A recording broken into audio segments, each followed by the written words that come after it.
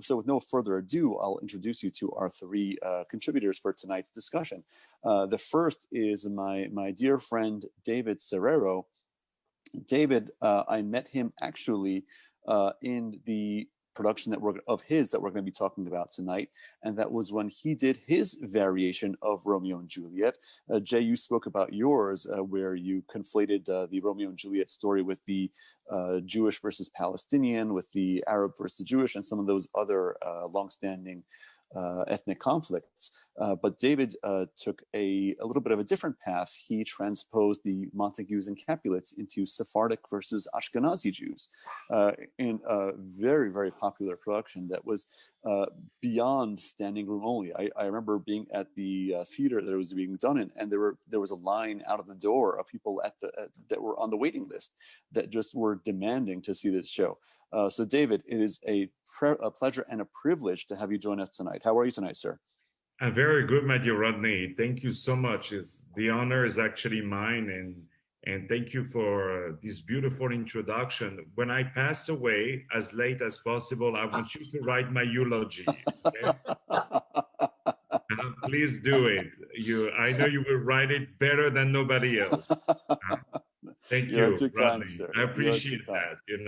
And David, before I go any further, I should mention that you are one of the nominees for, we recently, at the end of 2020, at the beginning of 2021, we published on our social media channels our New York Shakespeare Awards, where we recognized some of the premier presentations that were offered in 2020, and David's adaptations were amongst our list. So he's a nominee for us. But beyond that, he recently had a couple of very big announcements. He just this week was recognized by Mayor Bill de Blasio of New York City for all of his many, many contributions to the New York cultural scene. So congratulations on that, David. Thank you so much, Rodney. I appreciate that. Thank you. And what is beautiful in it is that the mayor of New York recognized the modest immigrant as myself, and who is bringing taking classics and making them, sometimes with a little touch of Jewishness, sometimes more broad, sometimes with comedy, with a modern touch. So that was for me a big accomplishment. Hopefully, I'm going to get my green card with this. Yeah. Now I'm putting the face to the name. I remember seeing that on your social media, Rodney, and I was like, wow, that's terrific. Good for him. Right. And now I'm meeting you. I'm absolutely thrilled. And this production of his, just recently, David won three, not just one, not just two, but three Broadway World Decade Awards. What were the three awards that you won from Broadway World, David? Well, so one is actually for best producer of a play, which was for that Romeo and Juliet. So I'm very happy. And that was not just for the year; it was for the decade. Yeah, well, the decade. I mean, I don't think people remember the show they saw in 2011. You know what I mean? So most of the shows that were in competition were the ones done the last 2-3 years. That was mostly of that. Even though I recall seeing production 2012, 2013. But anyway, so it was mostly what was fresh in people's mind. And what were the other ones? Happy. What were the other two? Don't worry, I advertised it very well. So, producer of a show for the decade, and what were the other? I think performer of the decade. Is that right? Yes, and also producer of a musical for the musical I've done against all odds. The musical about Anne Frank. And that was Anne Frank the musical, and that's quite a feat. Was like, what? A musical about Anne Frank? Are you out of your mind? But actually, what people didn't know is that it was like an opera. It was very emotive, with the cello going, with very, very beautiful. And you can go on YouTube, you can watch many excerpts. And it was a very popular show already in France, which I brought to New York, and was adapted in English. So I knew the composer, who is a Sephardi Jew, ironically, and it was, crazy. Like, talking about the line outside, I have photos like around the block. People were crazy about it, and it was. Wow. And actually, I was bringing it again was playing from March to originally July with extension to October at the Wow. Actors Temple in New York. But with COVID, I had to close the show 2 hours before the premiere. Wow. Wow. 2 hours before the premiere. But And this, to this day, my Starbucks cup is still on the table at the theater because we thought it was closed for the weekend. Then after it was like 2 weeks, and it's gonna be like a year that the Starbucks hot chocolate thing is still over there. But I don't think it's hot anymore at this point. But David, so we're honored to have you, and congratulations on all of the many accolades you had.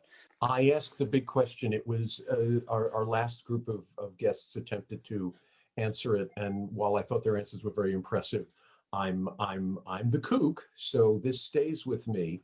Ben Jonson, Christopher Marlowe, Thomas Kidd, all of these amazing authors wrote their plays. They left a ton of plays behind, and there's usually one version of all their plays.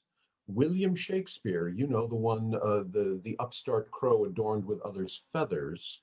There seems to be a bad quarto of Hamlet and a good folio edition. Now there seems to be 2 or 3 Romeo and Juliets, and one is in the quarto edition, one is in the folio edition. And okay, copyright didn't exist, but so I'm asking you all, and you've all reimagined it. So I guess you have that license in you already.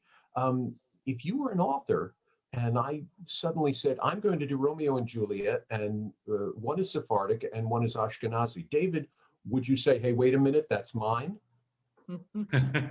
No, actually, what I believe is that, and it confirms me every time I hear passionate people such as yourself, such as all of you guys today, is really that Shakespeare is a canvas on which everyone can paint their own vision. Shakespeare is a platform and really a canvas that we can paint. So it's like art. It can be like Pollock, or it can be like Leonardo da Vinci. It can be, everybody can do the way they want it to be. And that's the beauty of Shakespeare. Completely correct. But if I said, look at this wonderful picture, it's called Starry Night by J. Michaels, I think everyone would be a little upset with me. Why don't we have any... I'll buy it from you. And I'll sell it to you cheap, don't worry. But why isn't there any record of author William Shakespeare saying, wait a minute, this is the actual version. Stop putting my name on a Yorkshire Tragedy or Cardenio or Two Noble Kinsmen. Those aren't mine. Why are there allowed to be 2 Hamlets, 2 Romeo and Juliets? Well, there was no copyright back then. Copyright hadn't come into society yet. And but if he was one person, if he was one person, wouldn't he somewhere say, stop, don't take my name, give me my money? I think Shakespeare was definitely someone of the theater, someone who knew that, by example, in Hamlet, that, after the sword fight, he put something else because he knows that the actors need to rest after the sword fight. It's someone that knew theater. However, there's a lot of similarities with the life of Edouard de Vere, who I think is maybe the real Shakespeare. And I think Marlowe was also part of it because, he went to Verona, he went to Padua, he went to Venice, and I researched a lot the Merchant of Venice, and it happens that actually Edouard de Vere invested into with the guy named Michael Locke in Venice, and this is why comes Shylock and 3,000 ducats in the Narcosi and everything. So there are things that unfortunately we might never be able to prove. But there is that movie that I recommend, which I'm sure Jay you watch, is Anonymous. I demand my Shakespeare classes at university watch it. and write a paper on it. So I really believe that you needed to be more than just like a theater owner, a theater director, whatever Shakespeare would call himself, troupe actors chief. He was more than, he was a good CEO. I think he was a good businessman. And this is why after the death of Edward de Vere, he never did any play. He opened a theater business or something like that. So wow. I believe Jay. it was someone who studied, and especially in those days, like you had to come from the very high society to have such a handle of the language. So, we'll never be able to know, but I think it's a mix of, I think it's Edward de Vere who really wrote the play, but Shakespeare, the William Shakespeare, the guy of the theater, put it more theatrical because he adapted it a little bit like we all do, That's what David, I'm gonna end the show right now just so you don't take my job. You're very Rodney will convincing. never speak to you again, but you are, in Ashkenazi, we say, a mensch. So. I wish, man, from your mouth to Shakespeare's ears. And the next Shakespeare adaptation we do would be a Jewish version of Hamlet, and it would be called Heimlet. Please keep in touch with me and let me know. Hamlet is my absolute favorite play in the world, and a Jewish version. I could just Jewish see Polonius. version, Don't go out with it. Version. It's It's gonna rock.